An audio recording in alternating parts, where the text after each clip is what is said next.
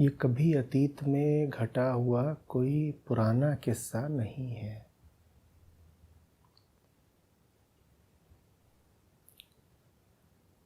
उपनिषद कभी कोई पुराना किस्सा बताते ही नहीं।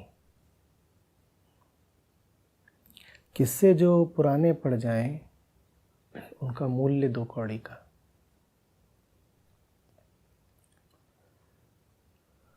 उपनिषद आपसे जो कह रहे हैं वो कभी घटा नहीं था, वो सतत घटित हो रहा है।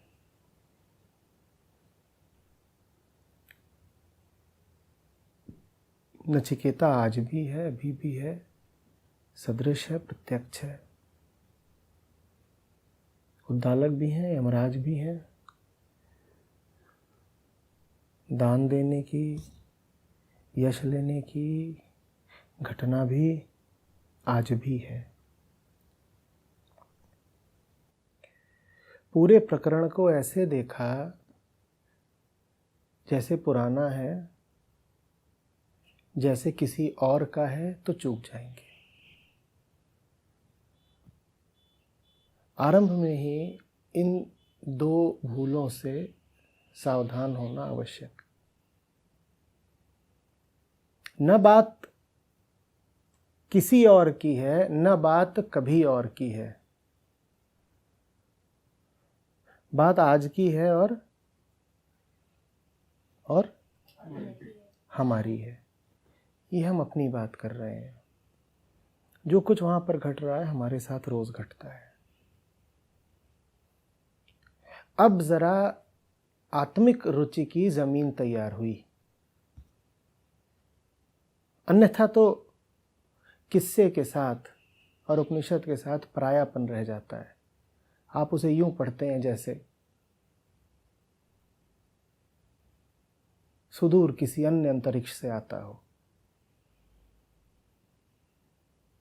आप उसमें फिर खो सकते हैं, लेकिन शीघ्र ही आपको वापस अपने जीवन में आना पड़ेगा और आप पाएंगे कि आपके जीवन का पढ़े हुए से कोई संबंध कभी बना नहीं था। अतः जो पढ़ा वो जीवन में उपयुक्त न हो पाया। जो पढ़ा वो बौद्धिक कोश में तो चला गया, जीवन को धन्य न कर पाया, जीवन की दरिद्रता न हटा पाया।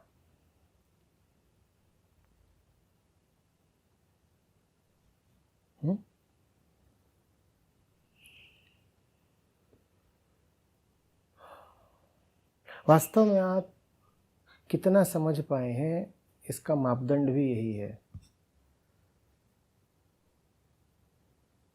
दिन प्रतिदिन की अपनी चर्या से, अपने आवेगों से, मनोभावों से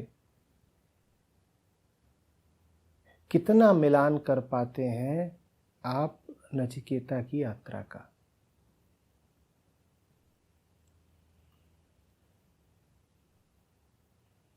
पूर्ण मिलान हो गया तो पूर्ण ज्ञान भी हो गया। बात अगर नचिकेता की रह गई तो नचिकेता जाने। बात अगर आपकी हो गई फिर जीवन में रस उतरेगा।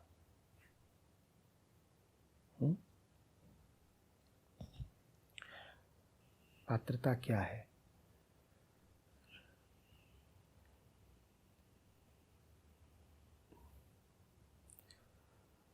प्रथम वल्ली और आगे भी ज्यों नचिकेता की पात्रता का ही तो वर्णन है। पात्रता वस्तु क्या है आप समझ जाएंगे अगर आपने नचिकेता को समझ लिया। पिता हैं, गायें दान में दे रहे हैं, और पिता भी विख्यात ऋषि, कोई साधारण जन नहीं, नामवर।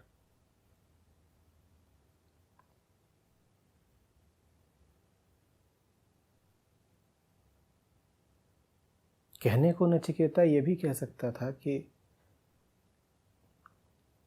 उद्दालक जैसे प्रख्यात ऋषि जो कर रहे हैं वही ठीक होगा,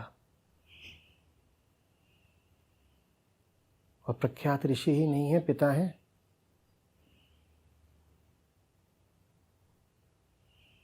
पर जो उसे स्पष्ट दिखता है उसे वो संबंध, रिश्ते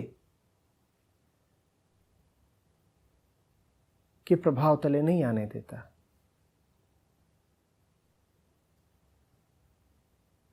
वो बहुत महत्व ही नहीं देता इस बात को कि सामने जो है उससे मेरा भौतिक रिश्ता क्या है, संबंध क्या है।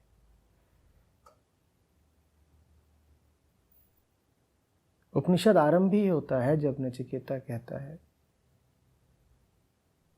ये गायें जरा जी लेना, मृत्यु के इतनी निकट हैं कि अब पानी न पिएं, दाना न खाएं, दूध इत्यादि का तो सवाल ही नहीं। इन्हें दान में दिया जा रहा है। और मन में उसके शंका भी उठती है, आशंका भी उठती है। शंका ये कि क्या ऐसा दान दान कहलाने योग्य है, और आशंका ये कि ऐसा दान दे करके मेरे पिता का कहीं अहित ना हो जाए, ये तो पाप है।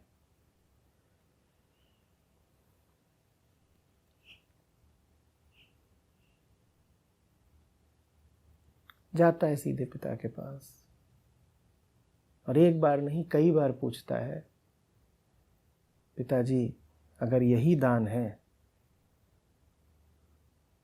तो मुझे किसको दोगे आप? ये प्रश्न साधारण नहीं, कहने को तो बच्चे की वाणी है। अभी युवा भी नहीं हुआ है नचिकेता, बालक। पर सत्य के प्रति इतना प्रेम होता कहाँ है?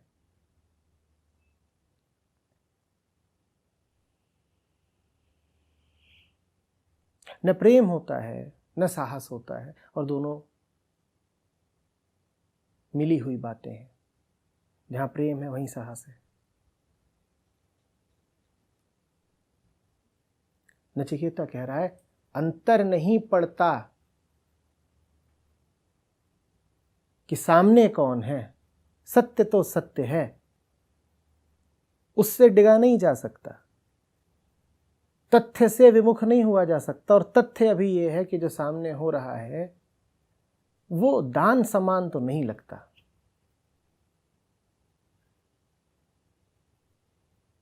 और पिता के प्रति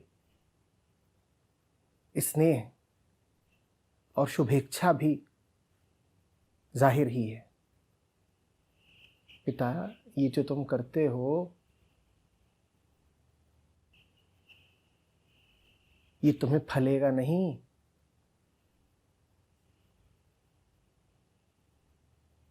कदम कदम पर पात्रता का प्रदर्शन है।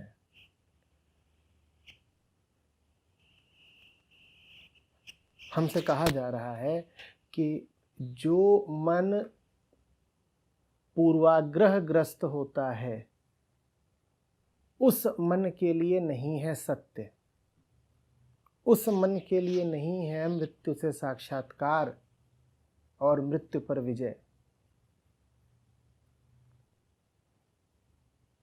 जो मन व्यक्तियों को प्रधानता देता हो सत्य पर,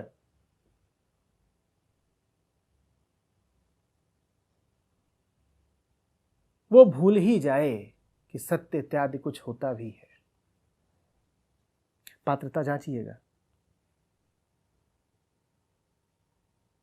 एक आम जन के सामने यदि चुनाव आए कि पिता को चुन लो या परिवार को चुन लो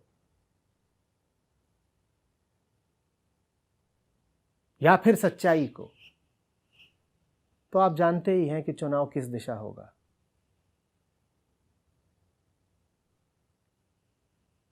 देख रहे हैं ना हम अपनी पात्रता को कैसे मलिन करते हैं, गंवा देते हैं।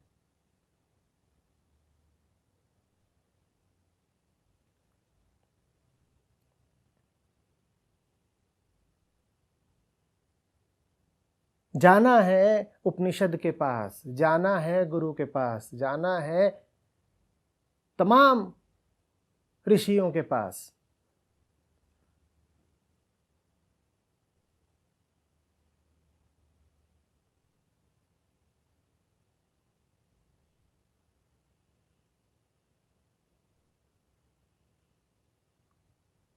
और दोस्तों का बुलावा आ गया, रिश्ते बचाने हैं,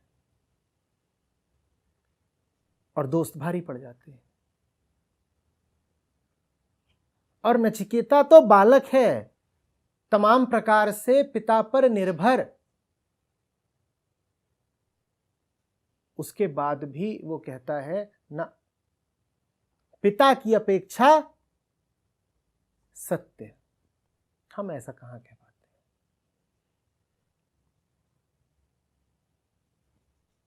कृष्ण बुलाते रह जाएं, बुद्ध बुलाते रह जाएं, जीसस बुलाते रह जाएं,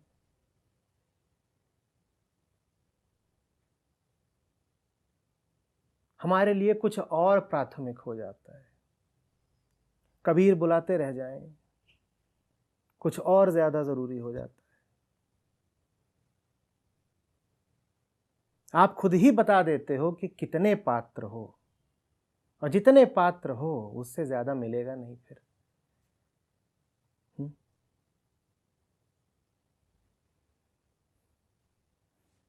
बात मुस्कुराने की भी है और मुस्कुराने की नहीं भी है।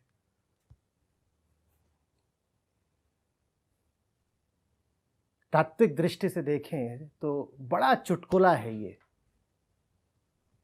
कि तुम क्या छोड़ के किसको चुन रहे हो।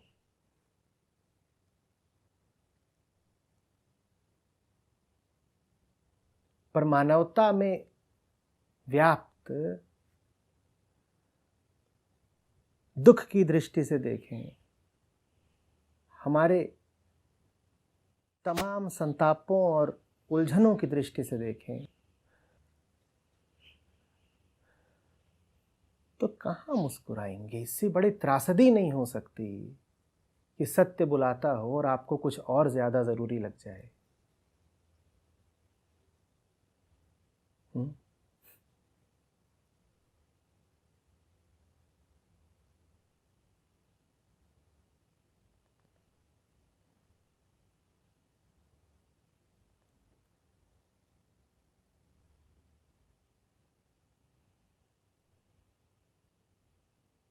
नचिकेता को जो मिलता है वो बात की बात है। नचिकेता पाने योग्य है, ये पहली बात है। आप पाने योग्य हो तो फिर जो मिलना है वो तो मिलेगा ही। उसका क्या वर्णन, उसकी बात क्या, वो तो तय है।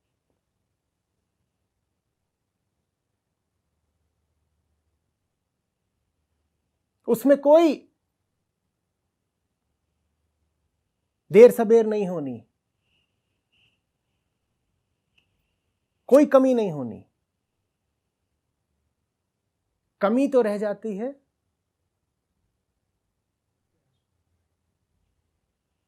साधना में, पात्रता में। यहीं से नमित हो जाइए इस बालक के सामने। उपनिषद बहुत ढोल नहीं बजाते, प्रदर्शन प्रियता उनमें नहीं है, प्रपंच नहीं बांचते। बड़ी से बड़ी बात को भी यूं कह जाएंगे जैसे सहज ही तो हो।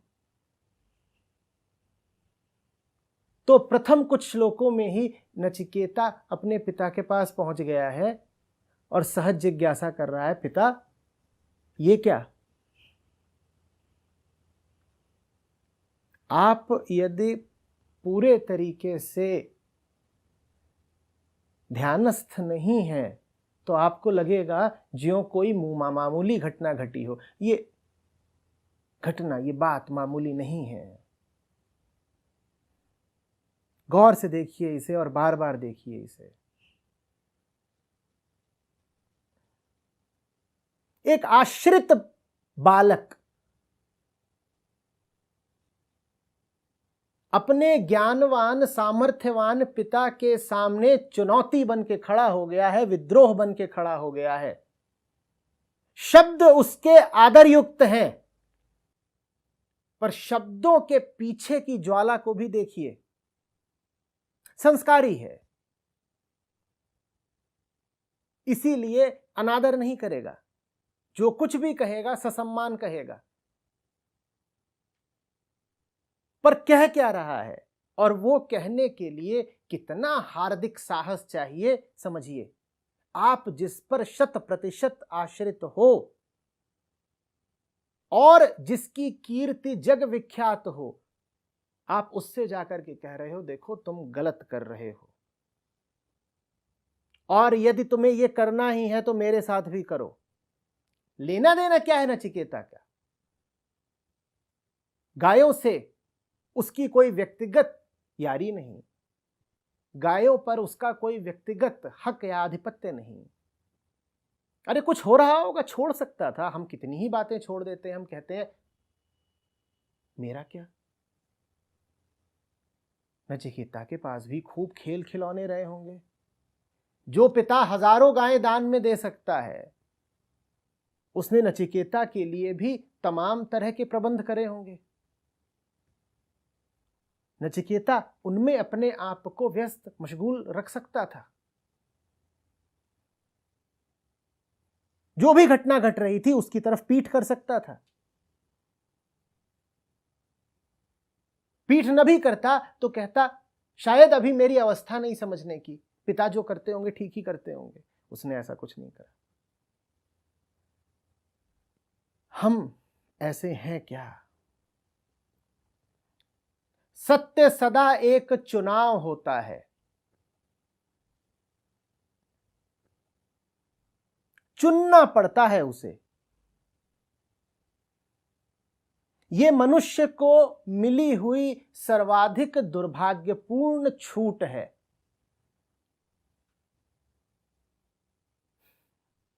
हमारे पास यह विकल्प होता है कि हम चुने कि ना चुने। यह विकल्प होता है हमारे पास कि हम जो ऊंचे से ऊंचा है उसे भी ठुकरा दें। इससे बड़ा अभाग जीव का हो नहीं सकता, पर यह विकल्प हमारे पास सदा उपलब्ध रहता है।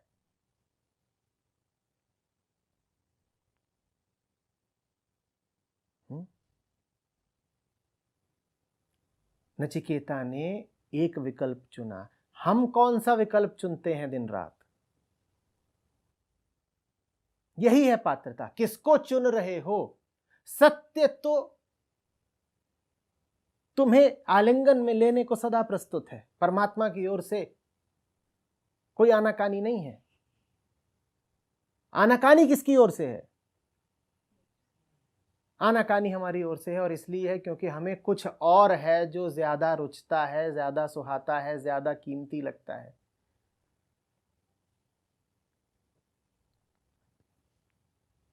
अरे कौन जिज्ञासा करे, कौन श्रम लगाए?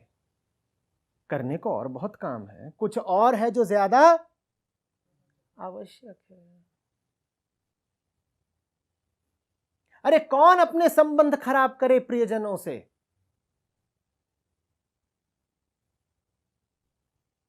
होंगे बड़े बड़े गुरुजन, जा चुके।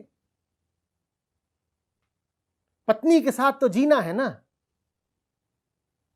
कबीर थोड़े ही आएंगे रोटी देने। हो गया चुनाव। अब क्या बात करनी है अष्टावक्र की कि बुद्ध की? चुनाव हो गया। कि रही होगी बड़ी बात, पर पुराने जमाने की थी और आज वो किताब जैसी है। हाँ, पढ़ने में जरा सुंदर लगती है। श्लोक कंठस्थ कर लो, दूसरों को सुनाने के काम आते हैं, श्रेय और कीर्ति मिलते हैं।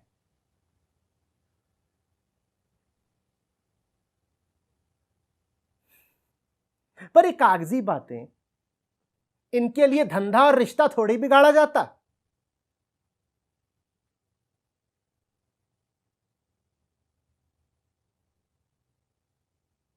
वाह रे बुद्धि, यही गणित चलता है कि नहीं चलता है? बोलिए हाँ या ना। पात्रता समझ रहे हैं ना? सत्य को चुनना ही पात्रता है। स्थिति कितनी भी विरोधी, कितनी भी विषम हो, उसमें आपने चुन लिया सच्चाई को, हकीकत को, जो है उसको, बजाय उसके कि जो भ्रम है, जो नहीं है, जो बस भासता है, जो स्वप्नवत है। यही पात्रता है।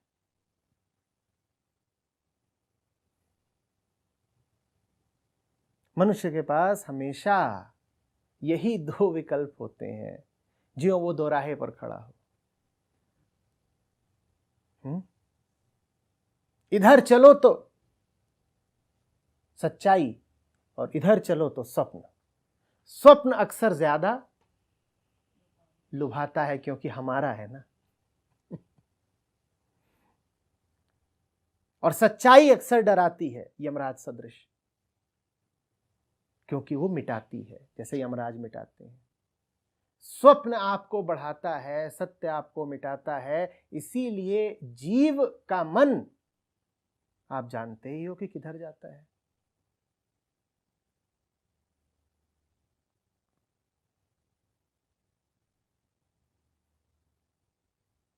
सत्य जब सामने आ रहा हो तो आंखें स्वप्न से बोझिल होने लग जाती हैं ना, जैसे अभी हो रही हैं।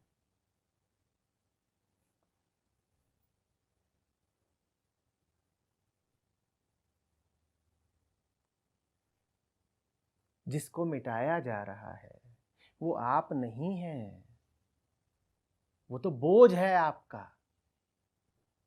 पर बोझ के साथ जीते जीते ऐसा जुड़ाव, ऐसा लगाव बैठ गया है उससे कि जैसे कोई आपके बाह के फोड़े को हटाए तो आप कहें अरे मेरी बाह काट डाली। जो बीमारी ही जीवन बन गई हो, ऐसा तादाद में। जो कोई आपके मलिन वस्त्र उतारे तो आप कहें अरे मेरी खाल खींच ली।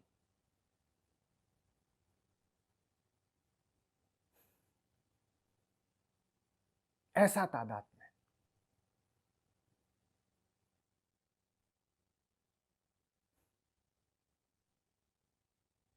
जो कोई चेहरा ना धोए ये कह के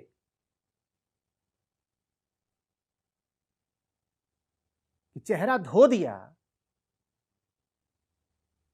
चेहरा धुल गया, तो बचेगा क्या? जिसको समझ में ही ना आता हो कि जब चेहरा धुलता है तो चेहरा निखरता है, गंदगी धुल जाती है। चेहरा तो वास्तव में कभी नहीं धुलता, चेहरा तो वही है जो है। धुल क्या जाती है? गंदगी। पर कोई विचारों में और भाषा के खेल और पाखंड में इतना उलझ गया हो कि कहे अरे चेहरा धो दिया तो हम तो बिना चेहरे के हो जाएंगे।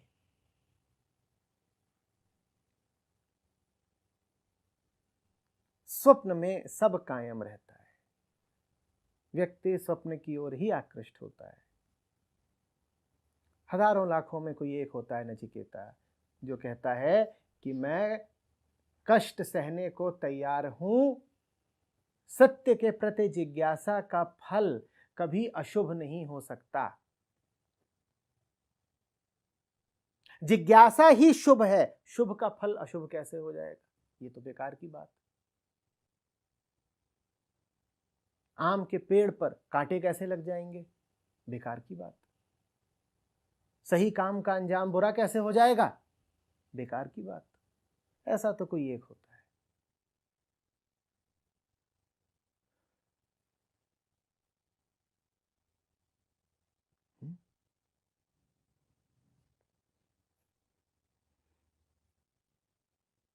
और फिर जब फल आता है जिज्ञासा का, तो नचिकेता किसी सूरमा की तरह उस फल को ग्रहण करता है, न रोता है न कलपता है, न पिता के सामने दंडवत हो जाता है कि अरे माफ करिएगा, बच्चे की जान लेंगे क्या, वो तो जान ही लेने पे आमादा है, यमराज को दिए देते हैं।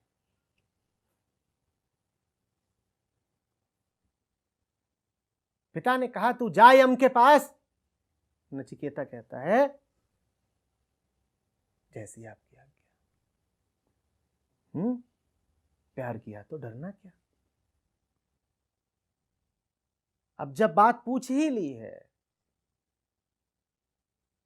तो बात के अंजाम से क्या घबराना, और अंजाम बुरा नहीं हो सकता क्योंकि बात सही है। ये पात्रता का दूसरा पक्ष हुआ। ये गहन श्रद्धा रखना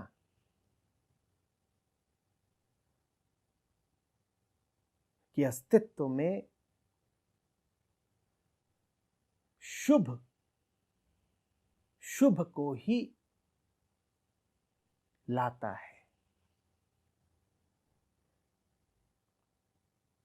परिणाम के प्रति एक उदासीनता, एक बेपरवाही रखना, प्रत्यक्ष के प्रति समर्पण और परिणाम के प्रति उदासीनता। जो सही है वो करेंगे,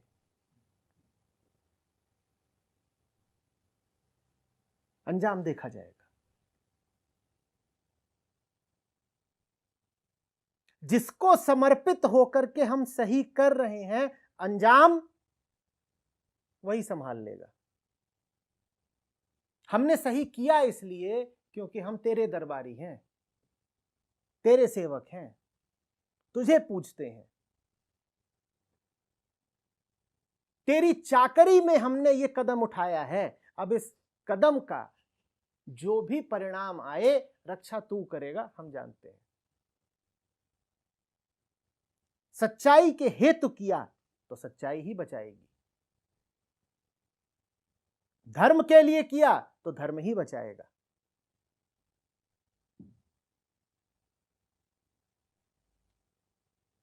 ये गहन आश्वस्त नहीं होगी तो आप सत्य के लिए कोई मूल्य नहीं दे पाएंगे, कोई खतरा नहीं उठा पाएंगे।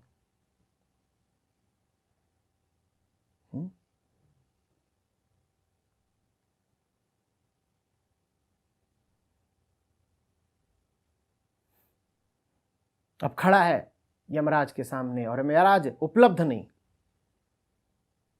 3 दिन तक प्रतीक्षा कर रहा है।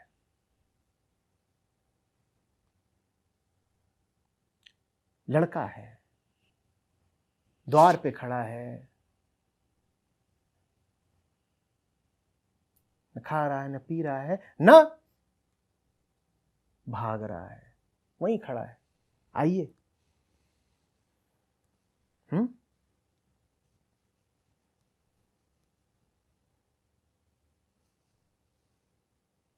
धैर्य,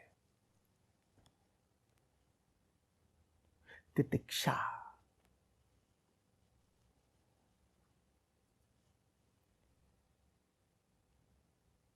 शास्त्र कहेंगे ये प्रदर्शन है तितिक्षा का।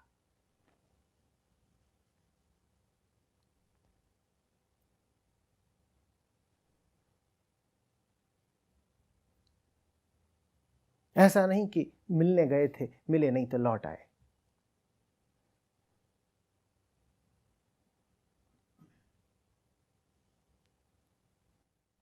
और गुरुओं ने अक्सर शिष्यों की पात्रता की परीक्षा भी ऐसे ही ली है।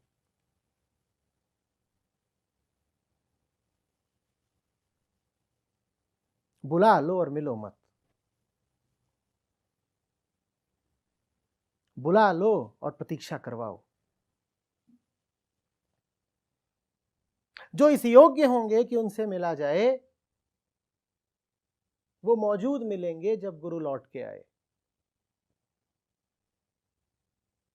उनके लिए गुरु कभी गया ही नहीं था, बस अप्रकट हो गया था। तो वो मान ही नहीं रहे कि प्रतीक्षा में जो समय लग रहा है वो व्यर्थ जा रहा है। वो कह रहे हैं अभी हम अप्रकट गुरु के साथ हैं।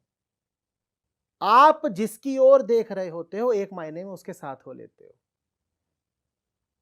जो आपका गहन लक्ष्य बन जाता है वो लक्ष्य मात्र नहीं रह जाता, आप तत्क्षण उसके साथ भी हो लेते हो। उसके साथ हो लेते हो तभी तो उस तक जाने की ऊर्जा आती है। वही तो ऊर्जा देता है। जो वास्तव में प्रार्थी होता है वो कहता है कि गुरु यदि उपलब्ध नहीं है तो भी अभी शिक्षण चल ही रहा है, अप्रकट गुरु से सीख रहा हूं अभी। ये प्रतीक्षा कोई प्रतीक्षा है ही नहीं। जिस उद्देश्य से आया था उसकी पूर्ति अभी भी हो रही है और थोड़ी ही देर में सशरीर यदि गुरु प्रकट हो गए तो अच्छी बात। अंतिम गुरु तो वैसे भी सत्य है, परमात्मा है। कभी वो सशरीर प्रकट होता है, कभी नहीं होता है। वहां जिद कैसी। लेकिन जो कुपात्र होगा उसको कहां इतनी समझ, वो भाग खड़ा होगा।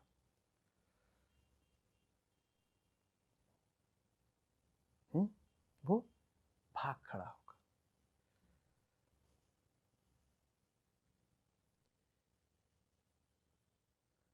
यमराज आते हैं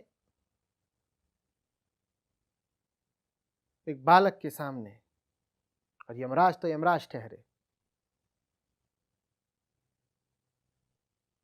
विकट उनका रूप,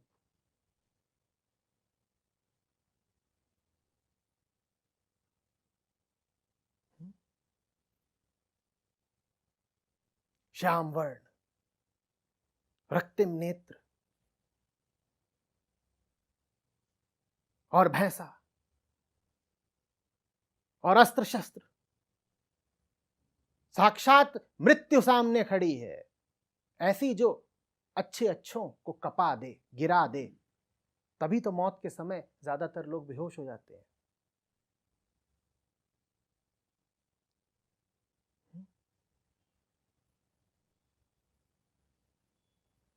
और नचिकेता खड़ा रह गया,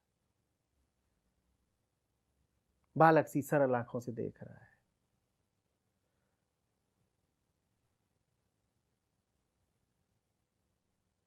एक भोलापन है।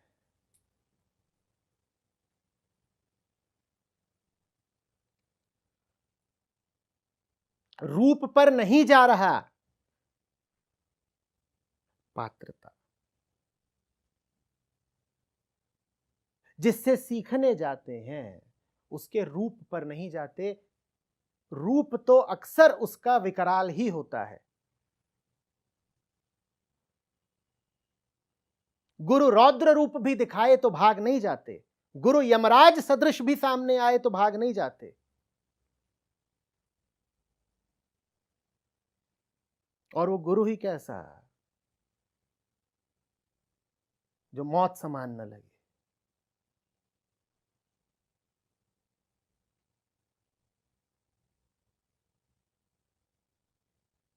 नचिकेता हो अगर आप तो भागोगे नहीं, अन्यथा 9-2-11। अरे पिता जैसे भी थे ऐसे तो नहीं थे।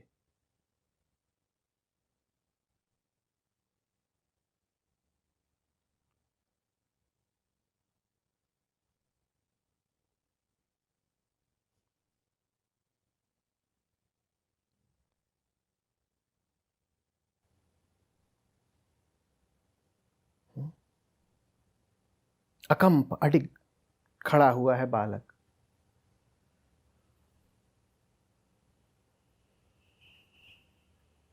निडर मृत्यु के सामने।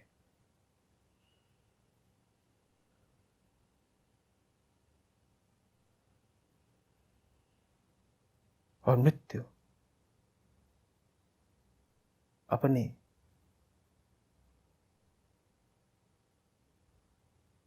डरावने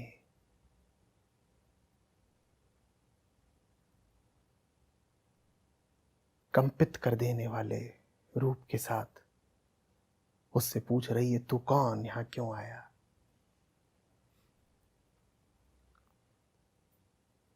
और वो भोला बालक कहता है, पिता ने भेजा तो आया।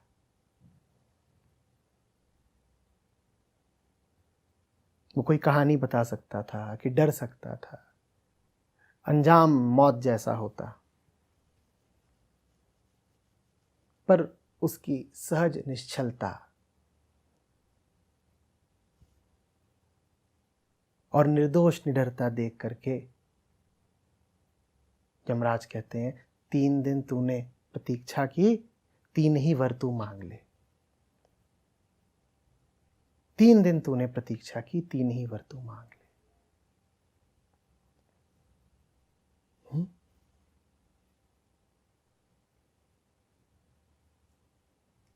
वर भी कैसे मांग रहा है?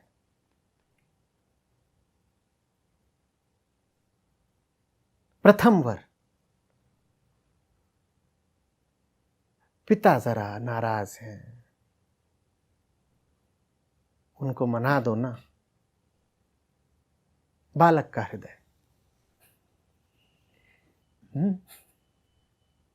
ऐसी मीठी बात, मौत भी पिघल गई। तो ये भी तो कह सकता था कि एक काम करो, बाप राम को भी यहीं ले आओ जरा, वो भी तो जाने हमें कहां भेजे हैं, और काम तो मरने समान हमने नहीं उन्होंने किया है। आइए आपको एक खुफिया बात बताएं यमराज जी, वो अधमरी गायें ध्यान में दे रहे थे, कुछ नहीं,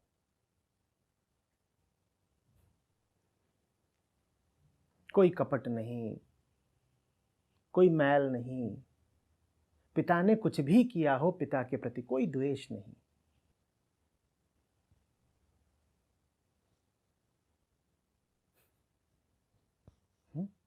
सत्य की ओर दुनिया से बदला लेने के लिए नहीं जाते, और ये बहुत होता है पात्रता। इस जगत ने मेरा बहुत बिगाड़ दिया, हिसाब बराबर करने के लिए मैं जरा आध्यात्मिक हो जाता हूं, और फिर अध्यात्म मेरे हाथों में शस्त्र की तरह होगा, चुन चुन के मारूंगा।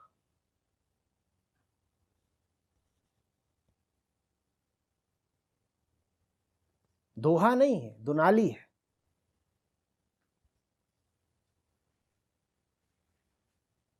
जहां तुमने कुछ ऐसा किया कि हमें अप्रिय लगा, छठ एक दोहा।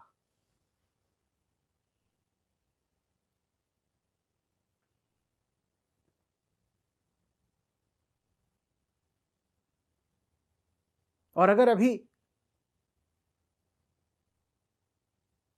दुश्मन जरा सख्त दिखे, दोहे से ना माने, तो संस्कृत।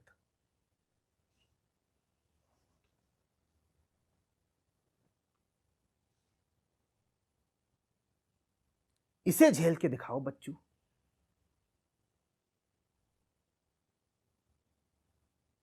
तुम गाली देते थे ना, हम संस्कृत देते हैं, बताओ ज्यादा क्या लगी?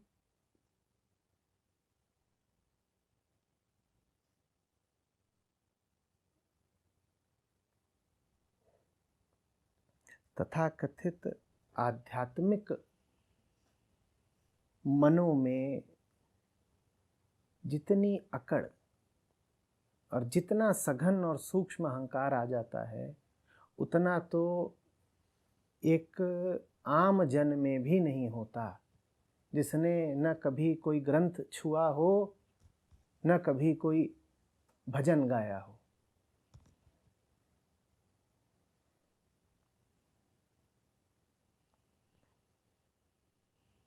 नचिकेता वहां खड़ा है और कह रहा है, मान्यवर मेरे पिता का भला हो, उन्हें सद्बुद्धि दे। पात्रता अपने लिए नहीं मांग रहा, व्यक्तिगत कारणों से या व्यक्तिगत स्वार्थ से सत्य की ओर उन्मुख नहीं हो रहा। पहले मांगा तो किसके लिए मांगा? किसी और के लिए मांगा। समझ लो जगत मात्र के कल्याण के लिए मांगा, और मांगने का उसका ध्येय भी नहीं था। यमराज के दरवाजे इसलिए नहीं गया था कि वहां से कुछ मांग के लौटूंगा, पर आपने कह ही दिया कि मांग लो तो मांगे लेता हूं। तो पहली बात, कुछ पाने की इच्छा नहीं है। दूसरी बात, पाने का यदि अवसर आया भी तो दूसरों के लिए पाएंगे, अपने लिए नहीं। मेरे पिता के मन में जो द्वेष बैठ गया है वो हटा दो।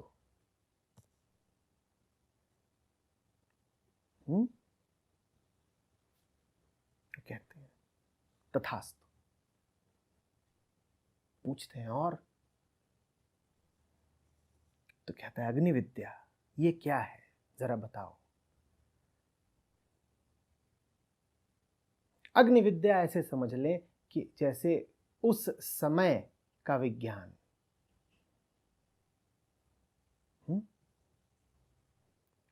कुंड के निर्माण का शिल्प, कैसे उसमें ईंटें लगनी हैं, उसमें क्या सामग्री, उनका कैसे चयन करना।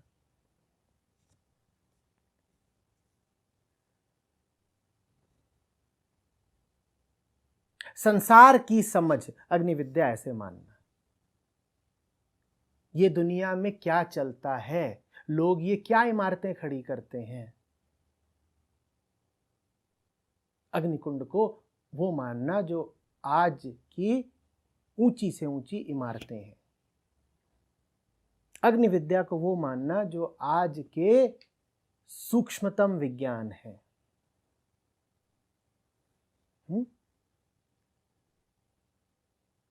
तो नचिकेता ने पूछ लिया कि मुझे संसार समझा दो यमराज, मुझे संसार समझा दो।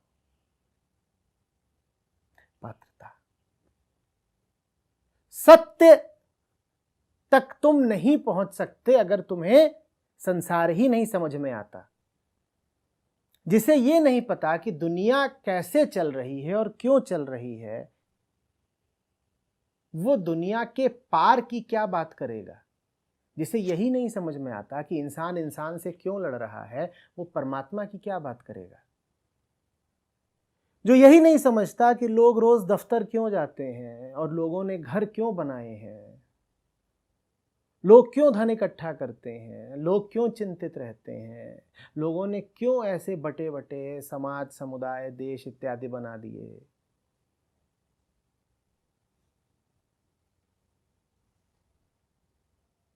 वो सत्य को क्या समझेगा। संसार की समझ ही तो सत्य का द्वार है। तो नचिकेता कहता है गुरुदेव संसार समझा दीजिए, ये दुनिया क्या गोरख धंधा है। मैं देखता हूं मेरे पिता और तमाम अन्य आर्ष ऋषि यज्ञ में संलग्न रहते हैं, आहुति समिधा यही बरसते हैं, यही उनका कारोबार है, यही व्यापार है, यही संसार है। ये क्या संसार है मुझे बताओ। नचिकेता जगत का कारोबार समझना चाहता है। क्या आप जगत का कारोबार समझते हैं? कारोबार समझते हैं क्या होता है? क्या पाया, क्या खोया, क्या लेके आए थे, कितना कमाया, कितना गंवाया, और अंत में जब किताब बंद हुई तो नफा या नुकसान। यह है कारोबार।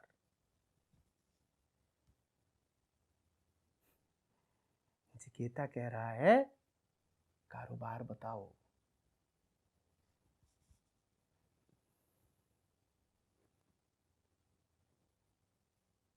देवता कहते हैं तथास्तु, ले समझा दिया। और समझ उसकी ऐसी है कि जो कुछ उसे बताया जाता है उसको वो वापस यमराज को समझा देता है शब्दशः। ये ध्यान है उसका, ये श्रवण है उसका। मांगा ही भर नहीं है, ग्रहण भी किया है। मांगने से क्या होगा अगर ग्रहण नहीं कर सकते? मांगा कुछ और ग्रहण कुछ और कर लिया तो चूक हो गई। इसीलिए जो ग्रहण किया है उसकी परीक्षा भी करवा लें उससे जिसने दिया है,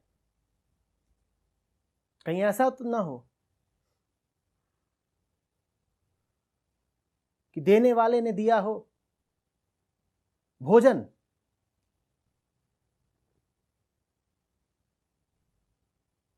और हम चम्मच चबा बैठे, उसको पता भी नहीं चला कि क्या चूक हुई। उसने तो अपनी ओर से सब ठीक दिया था, भोजन हमने छोड़ा और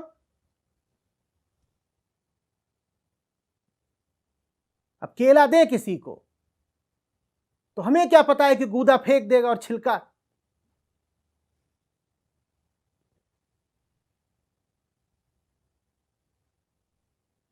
हास्य भरी नहीं है, यही होता है। हर धर्म ग्रंथ के साथ, हर गुरु के साथ यही हुआ है। उसने दिया है केला और हमने छिलके की पूजा करी है, आवरण की, भाषा की, शब्द की। उनको तो अनुमान भी नहीं रहा होगा कि हम ऐसे पहुंचे हुए लोग हैं। बांदर भी केला खाना जानता है, देखा है उसे खाते हुए, छिलका उतारेगा, केला खाएगा। इन बेचारों को क्या पता कि हम बंदर से वास्तव में आगे बढ़ गए हैं।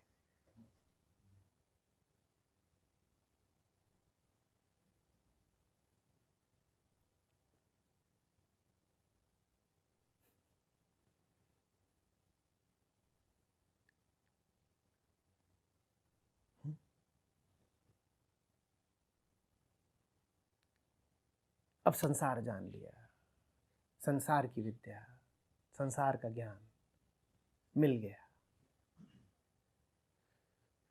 यमराज कहते हैं तीसरा वर।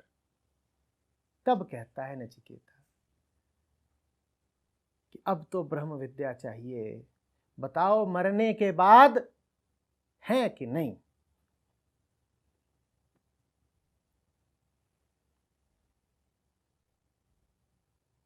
अब यमराज सकते में ये क्या मांग लिया इसने। नन्हे मिठाई मांग, खिलौना मांग, कपड़ा लत्ता मांग, ये क्या मांग लिया। और योग्यता का इतना परिचय दिया है उसने, तब भी अभी और कसते हैं उसको। कहते हैं जानता है जो तू मांग रहा है उसको बड़े बड़े नहीं पा पाए, तू हट पीछे। ये डराया जा रहा है। नचिकेता डरता नहीं, पात्रता। यमराज यूं ही नहीं दे देते उसे ज्ञान। वो कहते हैं ये जो तू मांग रहा है ये तो ऋषि मनीषी, देव देवता, दानव, न जाने कितनों ने मांगा, किसी के पल्ले पड़ा नहीं। बड़ी गुह्य बात है। तू ठहरा मेरा बालक, ये कोई तुझे शोभा देता है? तेरी उम्र है, आम जामुन अमरूद ये सब बातें कर तू। ये क्या पूछ लिया तूने कि मृत्यु के बाद कुछ शेष रहता है कि नहीं, आत्मा बची कि नहीं बची, कुछ है अमर या सब नश्वर। नचिकेता कहता है देखिए औरों की तो वही जाने, हमें तो यही बता दीजिए। यमराज बुरे फंसे, बोले ये छोटा है नहीं,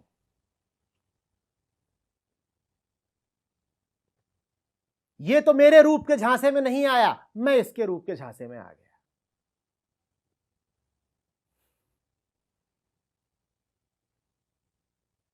मुझे लगा कि बच्चा है, ये तो अड़ गया, ये तो मुझे ही लेके जाएगा ज्यों।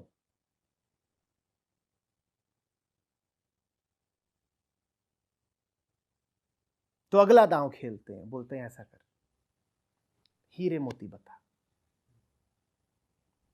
तू धन बता, तू ज्ञान बता। वो काहे को माने, बोले यही तो ज्ञान है, और कौन से हीरे मोती होते हैं, यही तो धन्यता है, और कौन सा धन होता है। तो बोले अच्छा ऐसा कर, तू स्त्रियां बता, अप्सराएं बता, लड़कियां बता।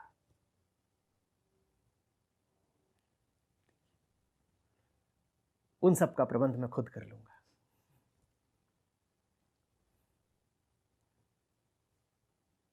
जो आपसे मांगता हूं कृपा करें, आप तो वही दे दें।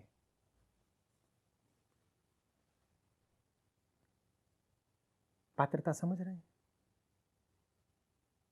लक्ष्य के प्रति संपूर्ण एकाग्रता, कुछ नहीं और चाहिए तुम्हारे सिवा, तुम्हारा कुछ नहीं चाहिए, तुम ही चाहिए। मृत्यु मृत्यु के बारे में ही बता, मृत्यु मृत्यु के राज खोल दे। मृत्यु से धन नहीं चाहिए, ऐश्वर्य नहीं चाहिए, यश नहीं चाहिए, मृत्यु ही चाहिए।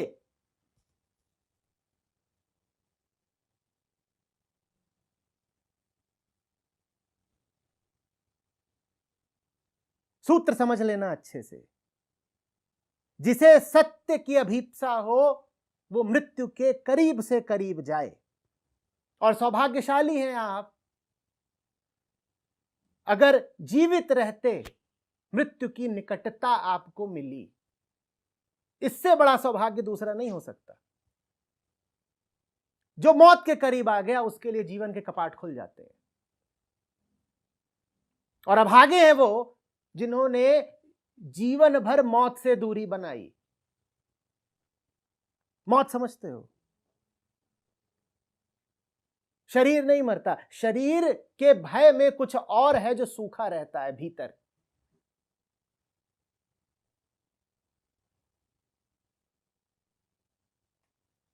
शरीर जाता है तब तो उसे मौत का खौफ सताता ही है, और भी कुछ जाता है तो भी उसे यही लगता है कि अरे मरा। कई बार तो वो शरीर को गंवाना भी स्वीकार कर लेता है दूसरी और चीजों को बचाने के हेतु। ये है मौत, मिट जाने का भाव। मैं नहीं रहूंगा,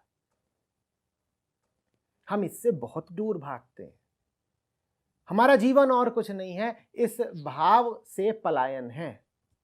किसी तरीके से ये डर ना उठे कि मैं मिट रहा हूं, और जहां लगता है कि मिटने की संभावना है वहां से हम उड़न छू।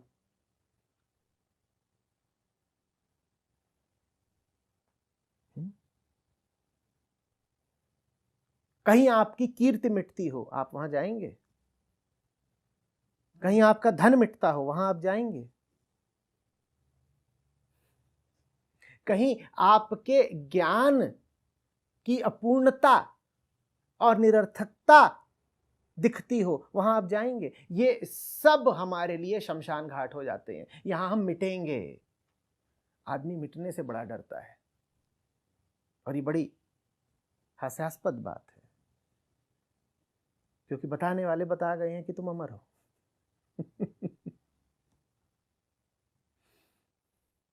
जो अमर है वो सबसे ज्यादा किससे डर रहा है? मौत से। पानी में मीन प्यासी, मछली परेशान है कहीं सूखा ना पड़ जाए, जीव परेशान है कहीं मौत ना आ जाए। महासागर में फुदकी मछली इतनी बड़ी, उसको दुनिया भर की चिंता है क्या? कहीं महासागर सूख न जाए। अनंत ब्रह्मांड में इतना बड़ा जीव, अरे इतना तो बहुत बता दिया मैंने, उसको क्या डर है? कहीं मेरा व्यक्तिगत ब्रह्मांड मिट ना जाए, कोई सुबह ऐसी ना आ जाए जिसमें मैं ना रहूं। मैं ना रहूं, अरे मैं ना रहूं तो ब्रह्मांड नहीं रहेगा। अपने मिटने का थोड़ी आपको खौफ है, होने के साथ जो कुछ आता है उसका बड़ा खौफ है।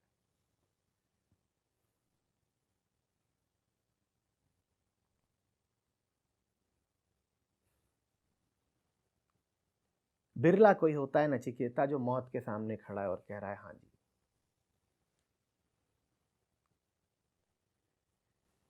जहां मिटते हो वहां जरूर जाओ, ये बता रहा है उपनिषद।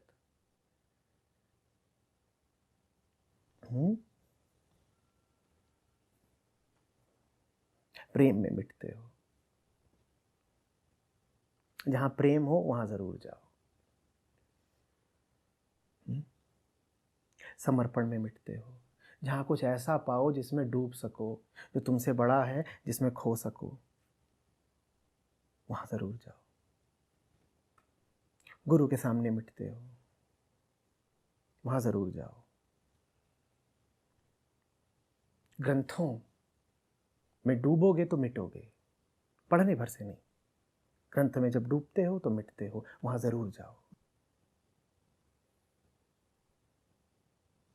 यही यमराज है। यमराज कोई व्यक्ति है क्या?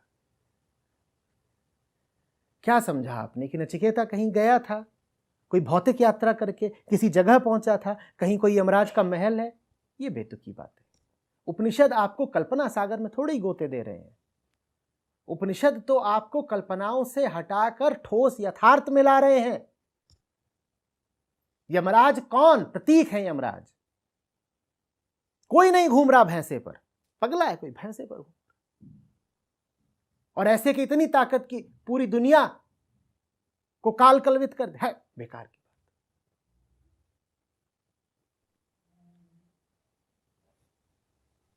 संकेत है कि देखो, इसको देखो और कुछ और याद आ जाए, मिटना याद आ जाए। यमराज माने वो जो तुम्हें मिटा दे।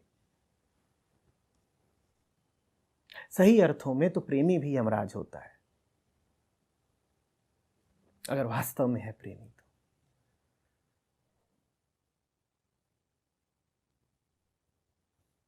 गुरु तो यमराज होता ही होता है। और अगर जीवन ईमानदारी से जिया है तो जीवन स्वयं यमराज है। जीवन को देखने की यदि दृष्टि रही है तो ये दृष्टि ही तुम्हें मिटा देगी।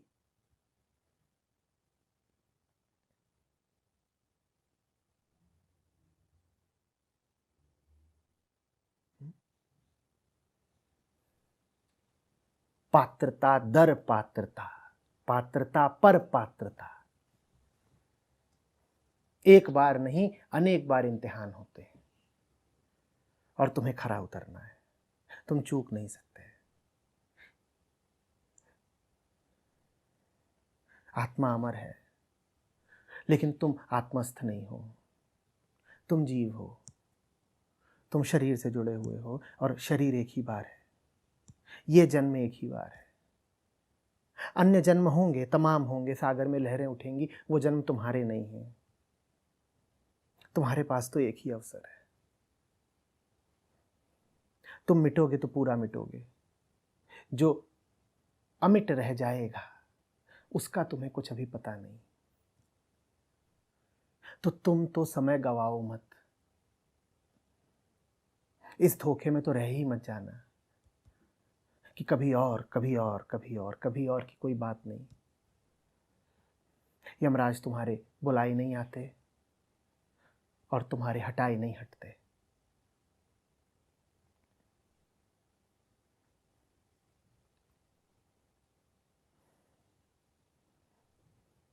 चंद लम्हों का है जीवन, एक पल भी व्यर्थ मत जाने दो। समयातीत में प्रवेश करना है तो समय को आदर देना सीखो। मृत्यु का सतत स्मरण रहे। जैसे नचिकेता खड़ा है मौत के सामने, तुम्हें भी मौत हर वक्त याद रहे। मौत हर वक्त याद रखने का अर्थ समझते हो? देखो बार बार कि जिसको तुम समझते थे कि है वो अब नहीं है। यही तो मौत है कि कल तक था और आज। तो क्या मृत्यु प्रतिपल तुम्हारे चारों ओर, तुम्हारे इर्द गिर्द और तुम्हारे भीतर भी घटित नहीं हो रही? कल तक आकर्षण था, आज नहीं है। कल तक घर था, आज। कल तक यौवन था, आज। कल तक संबंध था, आज। मौत ही मौत तो बरस रही है। संसार और क्या है, यूं ही थोड़ी इसको मृत्युलोक कहा गया, यहां मौत ही बरसती है। कुछ पाया है ऐसा जो चिरंतन हो, सतत स्थाई? कुछ बता दो जो न मिटा हो न मिटेगा। जो न मिटा हो न मिटेगा ऐसा परम तत्व है, पर तुम जिसमें जीते हो वहां तो सब कुछ मरण धर्मा है। याद है कभी पैदा हुए थे इतने से, वो जो पैदा हुआ था उसकी शक्ल और तुम्हारी शक्ल में कुछ भी साम्य है? और अभी जैसा तुम्हारा चेहरा है, जब मरोगे तो कोई समानता बचेगी? तुम में से कुछ लोग अभी जवान हैं, बिल्कुल गदराए हुए, गोलमोल चेहरे भरे, और अर्थी पर कि अग्निशैया पर किसी वृद्ध को देखा है? पिचका हुआ चेहरा, जैसे फुटबॉल की हवा निकाल दी गई हो। कोई समानता है? आज तुम्हारे कंधे ये चौड़े, और वो जो 90 वर्ष का वृद्ध, देखा है उसको? ये क्या हुआ? तुम कहां गए? झूठ मूठ ये दावा तो करो ही मत कि वो मैं ही हूं जो चिता पर लेटा है। उसमें तुम में क्या समानता है? तुम्हारे पास उत्साह है, उमंग है, तमाम तरह के सपने हैं, कामनाएं हैं, वासनाएं हैं, और उसके पास मात्र हताशा, निराशा, एक अनजिए जीवन का दुख। तुम में उसमें क्या समानता है? कौन कह रहा है कि वृद्ध मर गया? मर तो तुम कब के चुके थे। जिस क्षण आशा हताशा में बदली थी, क्या कुछ मर नहीं गया था? बोलो।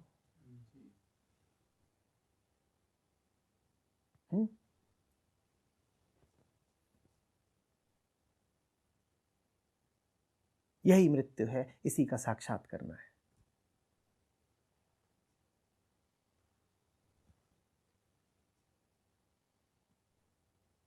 संत बार बार गा गए हैं, हजार बार समझा गए हैं कि तुम जिसके भरोसे जी रहे हो वो काम नहीं आएगा, जो काम आएगा उसकी सुध ले लो। नचिकेता उसी सुरति स्मरण में जी रहा है। वो जब मृत्यु के सामने खड़ा है, मृत्यु के सामने खड़ा होना माने संसार की मरणशीलता के सामने खड़ा होना, संसार की क्षणभंगुरता के सामने खड़ा होना। यमराज व्यक्ति नहीं है, यमराज एक बोध है, यमराज एक हार्दिक एहसास है।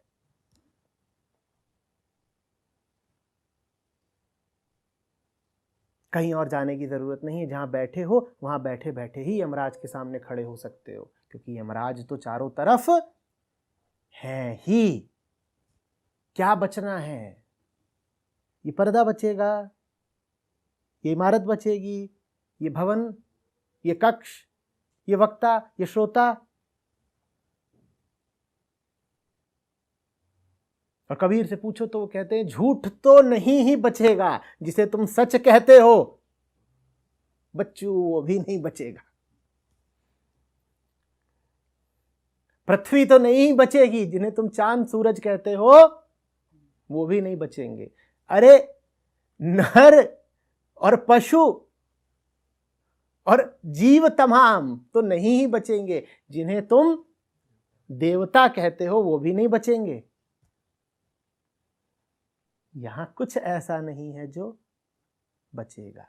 नचिकेता इसी क्षणभंगुरता, नश्वरता के सामने खड़ा हो गया है। उसे यमराज नहीं दिख रहे, यमराज फिर कह रहा हूं कोई देह नहीं है, उसे जीवन दिख रहा है। जीवन माने मृत्यु, जीवन माने यमराज। यमराज कौन? जो मार डाले, तुम्हें कौन मार डालता है? जन्म लेना ही तो मार डालता है। जो जन्मा ही नहीं वो मरेगा कैसे?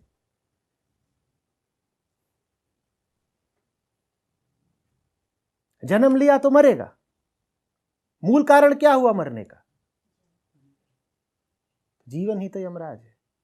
प्रतिपल कुछ ना कुछ काटा जा रहा है, मिटाया जा रहा है।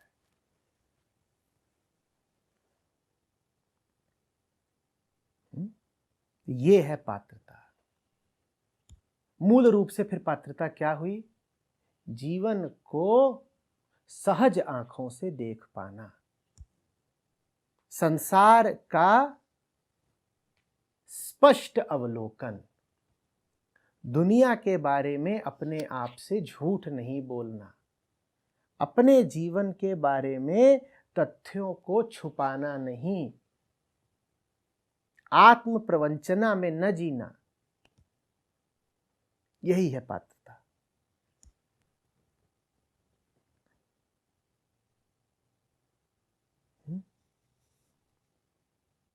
ग्रंथों से पूछो तो कहेंगे इसका नाम होता है मुमुक्षा। जो मिट ही रहा है उससे क्या रिश्ता बनाए? आज रिश्ता बनाया, कल उसे नदारद पाया। ये तो धोखा हो गया। दिल लगा बैठे, और जिससे दिल लगाया सुबह वो कहीं नजर ही नहीं आया। रात भर क्या चांदनी बरसी,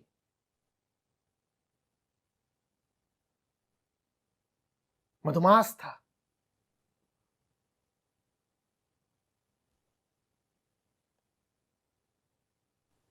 कौन जाने कि जागरण था कि स्वप्न। क्या शीतल बयार थी, क्या सुगंध, क्या आलिंगन। और प्रात नींद खुली तो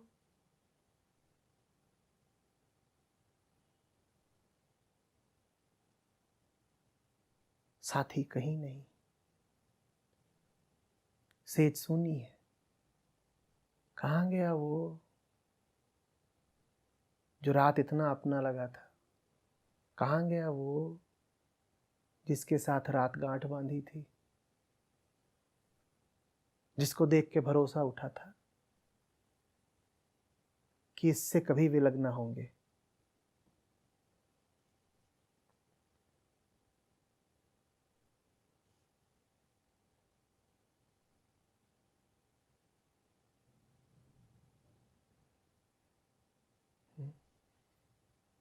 धोखा हो गया, चोट लग गई। आदमी इसी दर्द में जीता है। इसीलिए हम जीवन के हो नहीं पाते।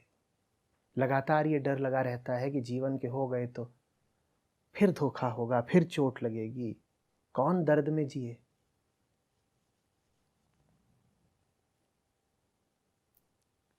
जिससे जुड़ेंगे वही टूट जाएगा, तो जुड़ो ही मत।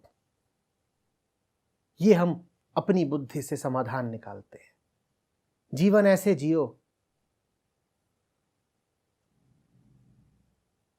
जैसे पूरी दुनिया अछूत है। स्पर्श ही मत करो किसी को। स्पर्श करोगे मोह लगेगा और फिर पीड़ा।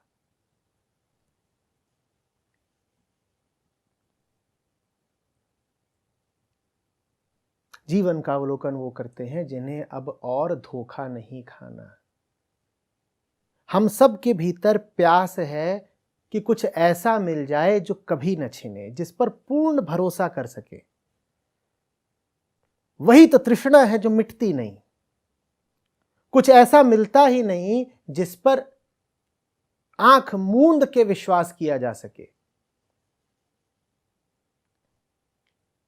जिन्होंने तुम्हें वादे किए हैं,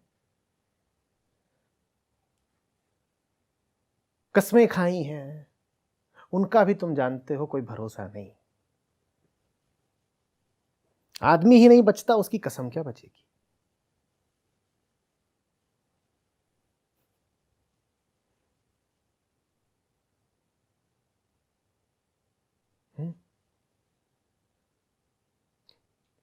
जिनमें इतनी आंतरिक गरिमा हो कि कहें कि अब और धोखा नहीं खाना, अब और चोट नहीं खानी, वही जाते हैं फिर मौत के पास। वो कहते हैं तू चीज क्या है जो मेरा सुख चैन सब छीने लेती है।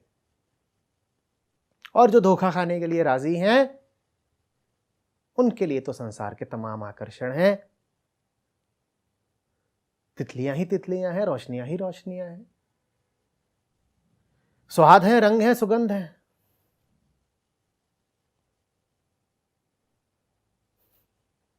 पात्रता, मुझे धोखा नहीं खाना, धोखा खाना मेरा स्वभाव नहीं, मिटना मेरा स्वभाव नहीं। मिटना यदि मेरा स्वभाव होता तो वो सब कुछ जो मिट रहा है उससे जुड़ करके मैं इतना दुख क्यों पाता। ये मेरा दुख मुझे बता रहा है कि मिटना मेरा स्वभाव, मेरी नियत है नहीं। मिटना निश्चित धोखा है, पर धोखा कैसे है वो जानूंगा तो तब ना, जब धोखे के पास जाऊंगा। कुछ वहां पड़ा है, सांप है कि रस्सी, पता कैसे चले? जरा निकट तो जाओ। दूर रह करके तो तुम कुछ भी ख्याल कर सकते हो।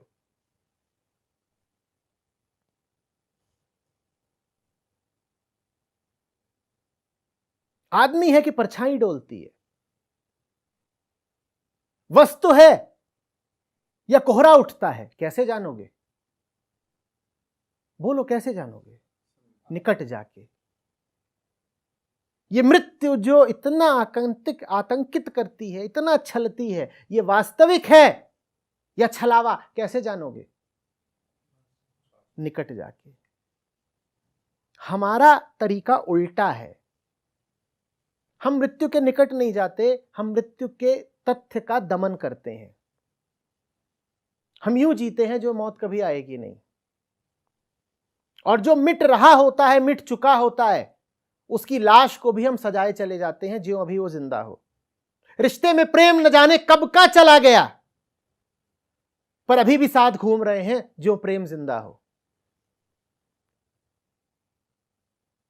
न खुद स्वीकार करेंगे, न तुझे स्वीकार करने देंगे, न जमाने को बताएंगे कि वो जो था हमारे तुम्हारे बीच वो तो कब का मर चुका है।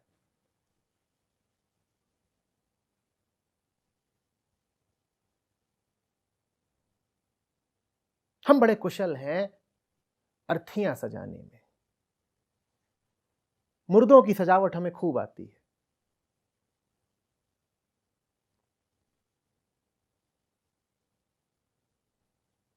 जीवन का श्रृंगार हम कभी कर नहीं पाए। मुर्दे का श्रृंगार कोई हमसे पूछे।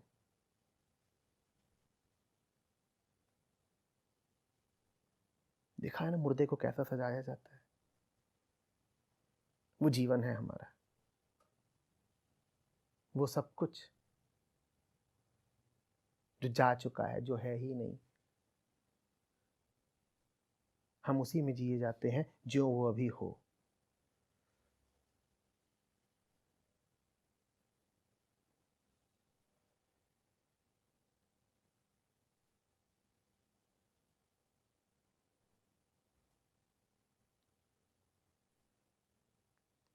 ब्रह्म विद्या, आत्मज्ञान उनके लिए हैं जिन्हें ये धोखाधड़ी का खेल नहीं खेलना, जो कह रहे हैं कि अब बस बहुत हुआ, ये हमको पसंद ही नहीं आ रहा, ये संसार, ये भ्रम, ये प्रपंच, ये विपर्य, ये मिथ्या, ये माया, ये चल क्या रहा है? अरे कब तक झूठ बोले, किसको धोखा दें, खुद को ही छले जा रहे हैं। हमें ये पसंद नहीं आ रहा। हमें सच्चाई बताओ क्या है। और सच्चाई की पहचान ये है कि सच यकायक झूठ नहीं बन सकता। हम तो जिस जिस बात को सच जानते हैं वो पलक झपकते झूठ हो जाती है। राजा है, राजा है, राजा नहीं है। ये क्या हुआ? अरे नहीं है अगर अभी तो कभी था भी।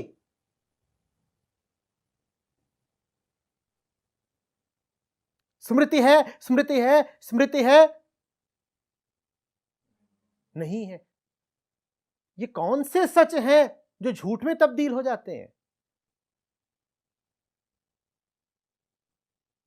श्रद्धा है, है, है, श्रद्धा नहीं है। ये किस कोटि की श्रद्धा थी जिसका विलोप हो गया?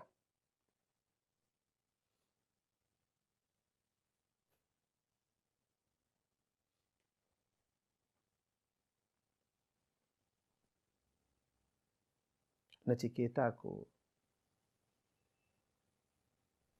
मौत से अमरता मिली।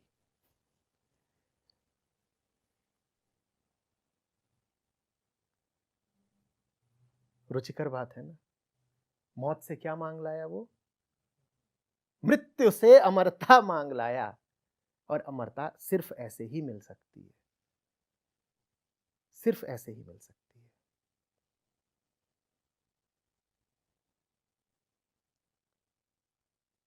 मिटते हुए को मिटता हुआ जानो। आशा में मत जियो, अपेक्षा में मत जियो, ख्वाबों ख्यालों में मत जियो। झूठ को झूठ जानो,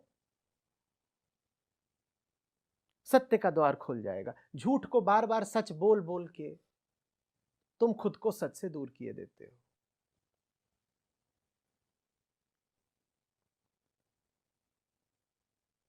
खड़े हो जाओ झूठ के सामने, तुम्हें पहली बात पता चलेगी कि वो झूठ है, और दूसरी बात पता चलेगी कि उसी झूठ से सत्य का द्वार खुलता है। ये तो मजेदार बात हो गई। झूठ जब तक सच लगता था तब तक दो कौड़ी का था, अनुपयोगी था। जब झूठ झूठ दिख गया तब झूठ बड़ा उपयोगी हो गया। जो झूठ के आधार में सच बैठा हो, जो झूठ के पीछे सच खड़ा हो, जो झूठ सिर्फ नकाब हो,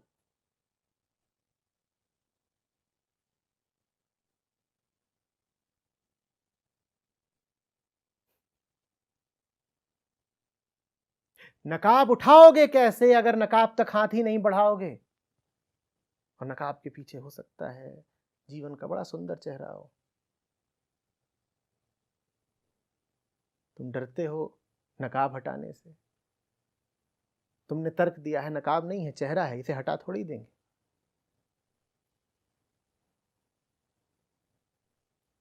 जो कुछ भी नकली है, झूठा है, हटाओ उसको, डरो मत, बिल्कुल डरो मत। उसके पीछे जो है वो तुम जानते नहीं, तुम्हारी दृष्टि से अज्ञात है, इसलिए घबराते हो। इसीलिए श्रद्धा चाहिए कि जो अज्ञात है उसमें भी प्रवेश कर सको।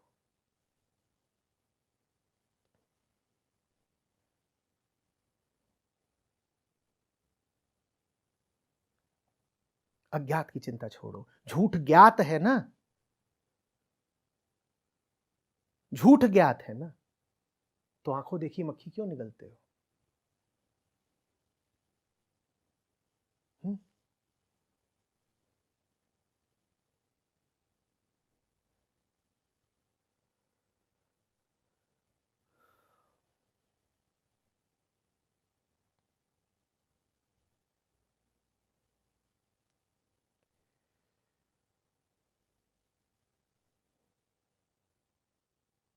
जब घर जल रहा हो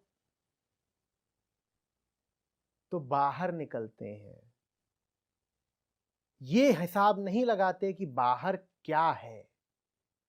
जो बाहर है वो अज्ञात है, पर ये तो ज्ञात है ना कि घर, तो तुम ज्ञात की तो खबर कर लो, ज्ञात के अनुसार तो चल लो।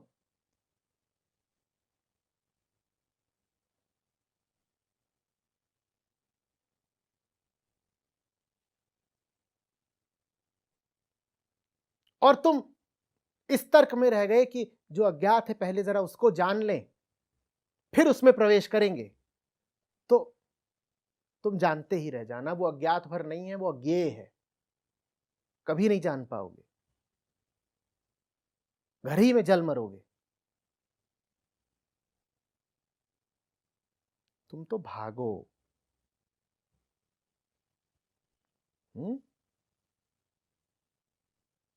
मौत से दूर नहीं, मौत की तरफ, नचिकेता की तरह।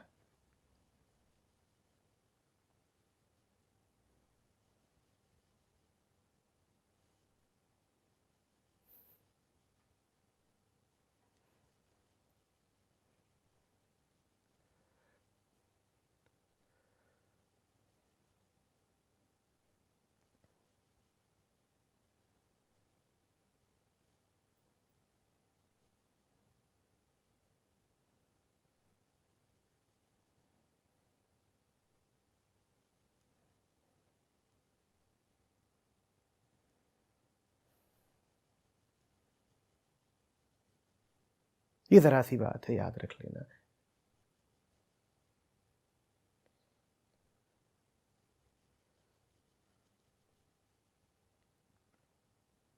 जिधर लगे कि जाने से तुम्हारा जाना पहचाना सब झूठ और छोटा लगने लगेगा, उधर जरूर जाना।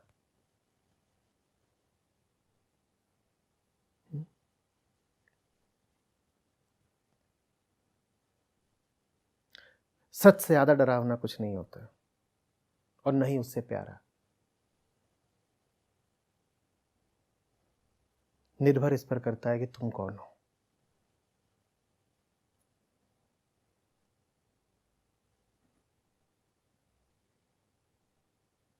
नकाब हटा दिया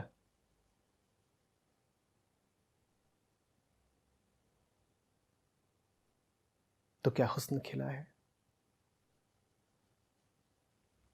और नकाब पड़ा ही हुआ है तो नकाब है।